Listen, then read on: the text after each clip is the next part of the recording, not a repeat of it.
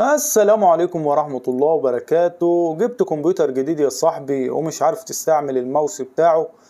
نفسك تستعمل الماوس وتخليه يتحرك على الكمبيوتر بس مش عارف ايه الحل. عندنا ما تقلقش، انا النهاردة هخليك بص هتبقى ميكي ماوس. مش هتعرف تستخدم الماوس، لا ده انا هخليك تكسر الليفل وتبقى ميكي ماوس شخصيا.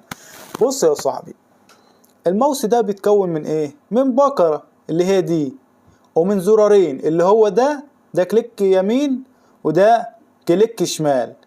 بص يا صاحبي، وليكن انت عاوز تفتح ايقونة على الكمبيوتر مثلا يعني، وليكن مثلا عاوزين نفتح ماي كمبيوتر. فين ماي كمبيوتر؟ اهو يا صاحبي، شايف ده ماي كمبيوتر. هتعمل ايه؟ بص هتحط ايدك على الماوس كده، بص هتحرك، هتلاقي في سهم بيتحرك هنا، بص علامة الماوس هتحركها. بص فين؟ هتجيبها لحد مثلا وليكن ماي كمبيوتر، انت عاوز تفتح ماي كمبيوتر. بص بعد كده يا صاحبي هتدوس ضغطتين ورا بعض. بص يا صاحبي، دلوقتي هيفتح ماي كمبيوتر. بص يا صاحبي، فتح ماي كمبيوتر بمنتهى السهولة. وهنا بص كليك يمين، تدوس على كليك يمين، بص جاب لك ايه؟ ودي البكرة يا صاحبي. بص هنا دي البكرة تقلب منها.